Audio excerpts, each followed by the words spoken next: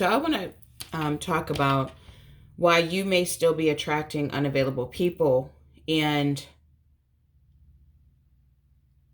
why you may be having a hard time getting the relationship that you want. And there's so many there's so many dimensions of this that we could discuss, and I'm going to try to fit them all together because it's really important for me to not just focus on the spiritual or just the physical, but somehow blend those two things together. Because if you just have a focus on the spiritual, it never comes into the physical. So, and so you have to acknowledge that we need both. And so that brings me to one of the number one reasons why you're not able to attract the person that you want, because you may be just stuck here. You may be so used to fantasizing about it or imagining it, but what you have to understand when it comes to connection, spiritual connection. And when I say spiritual, I'm talking about a connection that feels like it's pulling you, or it may feel intense, but at the core of it, it's something that you're learning from. It's a connection that you're learning about yourself from feeling connected to a specific person, okay? But I know in a spiritual community, and I know I was there once, where they call it staying in 5D. And I don't really think it's staying in 5D. You know, from my understanding now, it's 4D that a lot of people are staying in. And 4D is just where the imagination is. 5D, for me, is when you're really connecting telepathically. And that's not something that's done on purpose, although it can be. Usually it's a natural process. But 4D is when, you're imagining things and you're fantasizing and you're staying in that energy. And when you're in that energy, it doesn't allow connection to come into fruition in reality, into 3D. So, and there's so many different aspects of this that I could move into, because if you are somebody who learns through your relationships on purpose, like if you're like me, for me, a relationship is not just about being with someone, living with that person, or getting married, or whatever the normal society ideas of a relationship is. For me, when I relate with a person, my goal is to become a better me, to learn more about me and that person, to experience myself through another. That's really what I want to do, and to become as authentic and to become as more, to become who I am, and to also get to know that person and see who that person is, and to learn about that person, and to grow and to evolve together with a vision, right?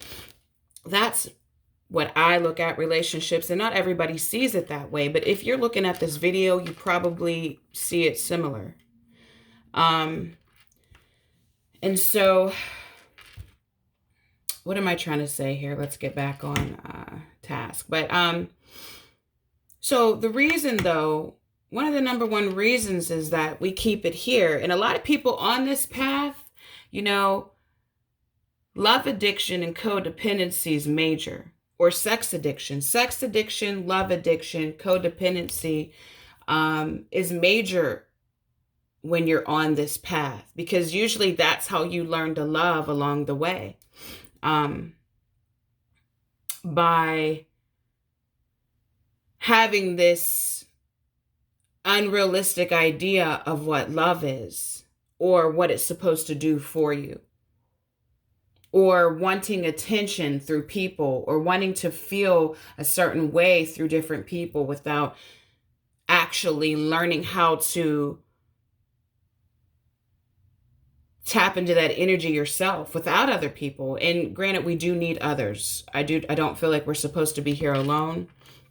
But being able to self-soothe, being able to be self-reliant, so that your whole life is not dependent upon that, and you're not constantly using others in order to do the work. This is important if you want a relationship that is, if you want a relationship that will reflect those things that you desire back to you, right?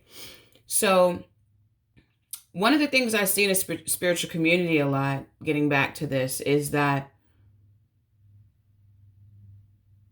they, and again, this is something that I did. You assume you know what that person's thinking. You assume that the person feels the same way you do. You assume that they have the same plan and the same vision that you have. And then the disappointment is when you find out that that person is like nowhere even near this idea that you had in your head. You are disappointed, you're angry, you're resentful towards this person. And while that's a part of the process of learning who you are and the barriers that were built to keep you from what you want, we also have to understand that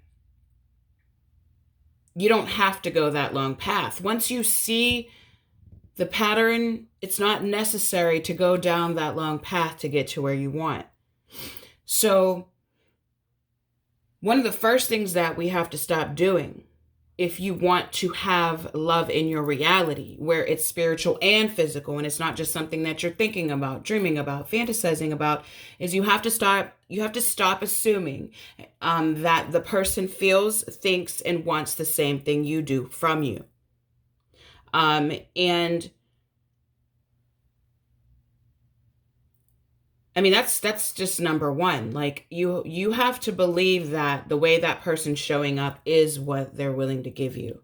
Or however, if you had that conversation with that person, that what they're saying is valid.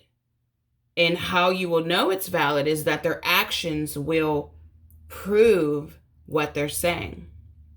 So if someone says, I don't want a relationship, or if somebody says, I'm not ready for one, or if somebody says, I'm not sure about you, like if it's not geared towards you specifically, like if somebody's talking roundabout in indirect ways, but they're not specifically saying that I want you, these are things that you have to take in consideration. Whether you're in a spiritual connection or not, there still needs to be a practical part of connection if you want it to become practical, right? You can't, so a lot of times, and this happened with me and a lot of the ladies that I connect with and that I coach, is that you have this whole idea that's going on in here because it's what you want and it's what you feel, but this person isn't even in alignment with that. And because you have these strong feelings, you think that this person wants exactly the same thing. But in a lot of cases, guys, that's not true. And you have to be willing to let that go. You have to be willing to give up your idea that it is true. You have to be willing to give up the assumptions in order to see if it's even a possibility between you and this person. Because, it's really, I know we don't see it this way a lot of times, but it's disrespectful to speak for another person. It's disrespectful to think or to say what they mean when they haven't spoken that to you. And I know this is triggering some people. And there's a few other points that we're going to go into as far as boundaries and values as well. But right now we're going to talk about assuming. But it is so disrespectful, even though that's not the intention when we do it, right? But it's disrespectful to say, I know what this person thinks, or I know how this person feels, if they didn't specifically say that's what it is. And I know in the spiritual community, in some places, they teach you that the whole connection is based off of you as far as a specific person. And I really don't believe that. I don't believe it because I've been down that road for many years and connections, and I don't feel that that's true. Because you can only control you. And there is the law of attraction, and you can bring in specific people with the law of attraction. The problem is, and I've helped people do that. The problem with that is that when you focus on a person, the amount of work that you would have to do to keep that person doing what you would want them to do is insane if it's not your person. Okay, I remember helping this one girl bring in this dude that she had already had a relationship with. And when she brought him in, she imagined all these things that she wanted him to do. And he came in doing all those things, but that's not who he really was. So eventually it went back to just the way it was before they broke up the first time. And it ended up where they broke up a few years later. And it was a lesson for her, and possibly had she known better, and she didn't know any better. She just had come across the law of attraction. And had I known better, because I was guiding her to do that, she could have brought in somebody that may have been ready right then and been that person, and just, it wasn't him. It wasn't the specific person that she wanted. And so, while I do believe that you can attract a specific person, I do believe that. But I feel like it's a lot harder to do that. And it's a lot of energy that you would have to put towards it. And you would have to sustain that energy if it wasn't meant for you. And why go through all that when there's so many people out in this world? There's billions of people. And like I always say, there's no lack of love here. There's no lack of connections. It's about vibration and frequency and where you're at. And that's how you attract who you attract. And so getting back to what I was saying, let's go into number 2. Why you may not have the relationship that you want is because you believe that there's a lack of love out here. You believe that love can only come from the person that you're thinking and you're feeling about. And so this also ties back into number 1, which is assumptions. And because you've spent all this time and energy into this one person, thinking, dreaming, feeling about just this one specific person, you feel like it would be a waste of time to actually connect with somebody else. When really that's not true. There's work done in the connection, even if you don't get out what you want. If you're on the spiritual path, you're using that connection to see what is teaching you about you. And there's no waste of time because everything is connected, and what you learn from this connection and relationship, you just take that and you apply it to the next one. But you can waste time if you keep going around the same circle, the same cycle constantly and not really getting anywhere, and keep expecting something from it that it's not giving you. And that's how it's become stagnant, because what you're doing is not working and it's not moving things forward.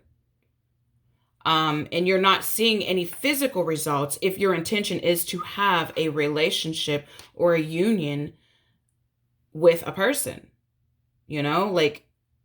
After all, we are spiritual beings, and we are constantly calling in things to us, right?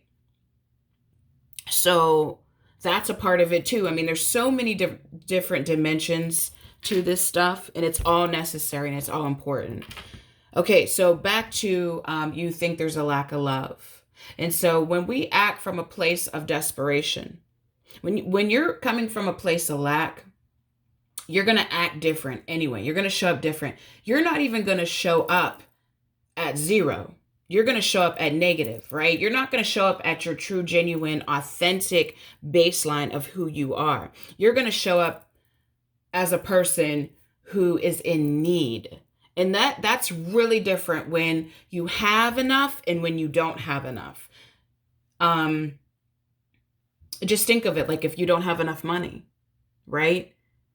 How scarcity and a lot of fear will be involved in trying to get money. But when you have enough, you're just moving in a complete different energy. Well, it's the same way with relationships.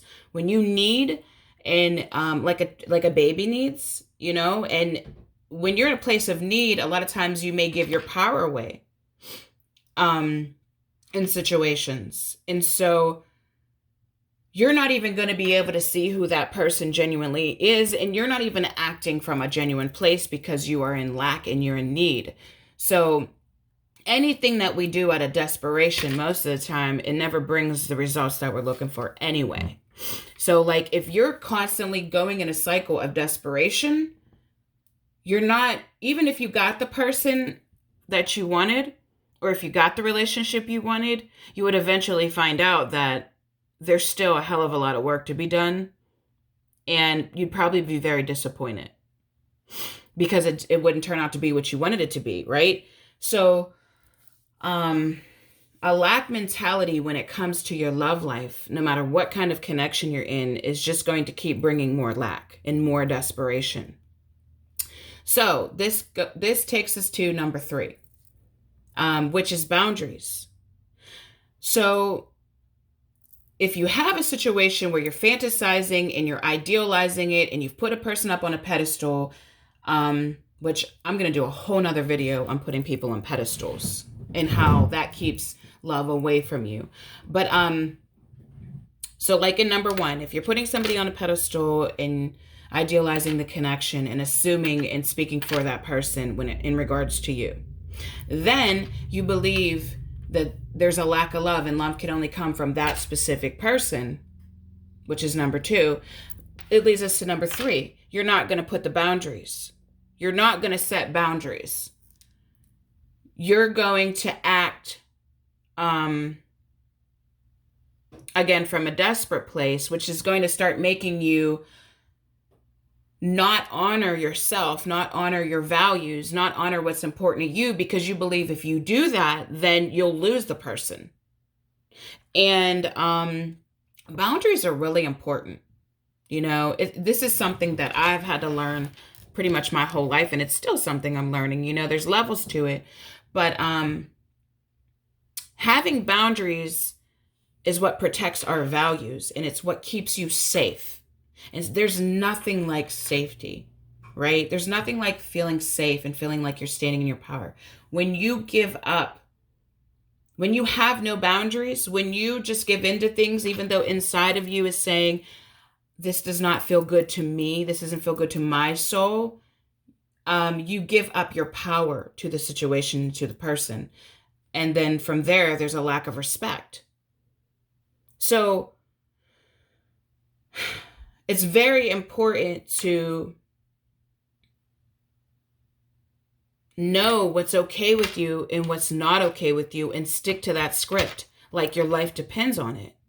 You know, don't allow people, or don't, it's not even allow people because it's your choice, but don't give up your power to anyone, no matter what this situation's making you feel like, no matter what, you know, the YouTube person, teacher, psychic, whoever is telling you.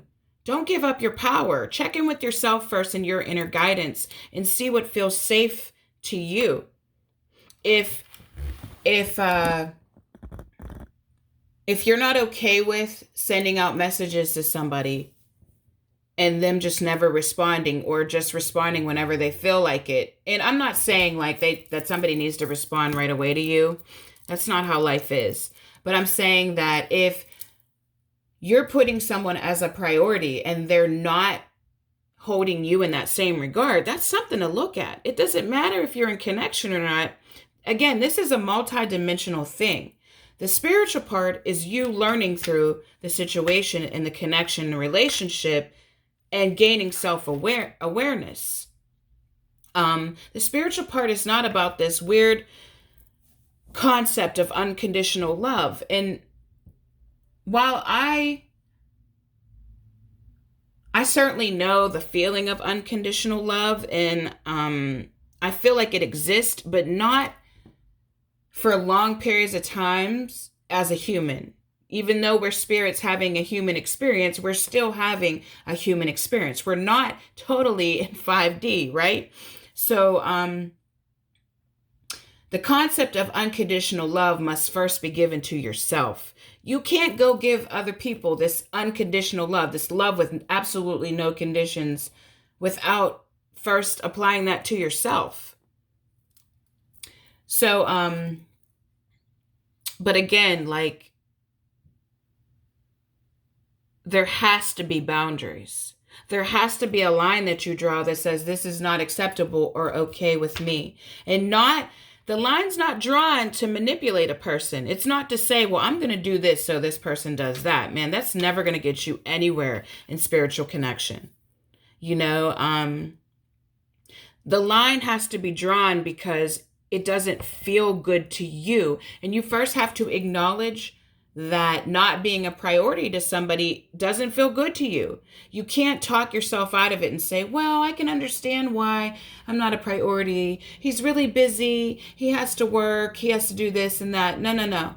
That's fine to have an understanding. You know, it's fine to have compassion, but if you don't have compassion for self first, that compassion means nothing. Because ultimately you're going to feel like you were giving way more than you were receiving. And what are you going to be able to do with that? Exactly. So boundaries are important. Decide what's okay with you and what's not okay with you. And then take that in consideration when you're relating with people. So let me think about, is there anything else that needs to be discussed right now? We're already at 21:30 right now. So there's a lot more that we could talk about. I think I'm going to do a pedestal video soon, but I'm going to leave you with that, and I will talk to you soon.